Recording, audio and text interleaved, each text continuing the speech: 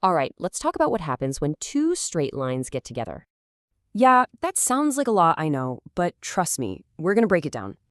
So let's start with variables. They're just letters like x and y that stand for unknown numbers. And an equation? Easy. It just means you've got an equal sign keeping everything balanced. Now, linear is key. It means the variable's power is 1, so its graph is a straight line. And finally, a pair. You guessed it. That just means we've got two of these equations to play with. So here's the big question. If you put two lines on a graph, what are the possibilities? First up, they can intersect. They cross at just one spot, giving us a single, unique solution. Or what if they're right on top of each other? We call these coincident lines, infinite solutions. And the third option? They could be parallel. They run alongside each other forever and never touch. No solution. So you could use the graphical method, but, plotting points and drawing lines can take a while.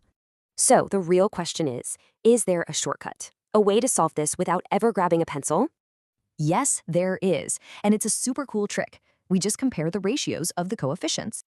And this table, this is basically your magic key. It summarizes everything you need to know. Seriously, this is the #easy way. It's the fastest method to know exactly what you're dealing with.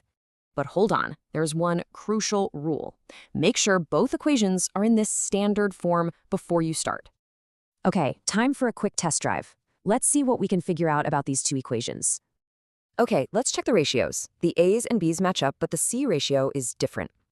And this brings us to some important labels. A consistent system has a solution, an inconsistent one doesn't. So remember our example? Since those lines were parallel and had no solution, it's an inconsistent system. So, to sum it all up, every pair of equations is two lines, and you can predict the outcome just by comparing ratios. So now you know how to tell if a solution exists. But how do you find the exact value, the coordinates?